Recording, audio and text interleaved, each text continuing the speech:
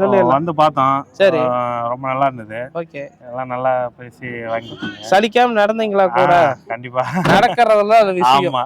இதுல கூடவே ஒரு சுத்திட்டே இருக்கணும். இன்னைக்கு கூட்டம் கொஞ்சம் கம்மி. இன்னைக்கு மாடு நம்ம கம்மியா எடுத்ததுனால வந்து நம்ம இதா பண்ணோம். ஆமா. இன்னும் நிறைய நடக்க வேண்டியது இருக்குது. இன்னைக்கு நம்ம ஓரளவுக்கு தான் மாடு எடுத்தோம். சில பேருக்கு எடுக்கல. அது உங்களுக்கு தெரியும் நினைக்கிறேன். அதனால நம்ம இல்லைன்னா நடக்கணும். நம்ம கிட்ட வந்தா பொறுமை வேணும். ஆமா.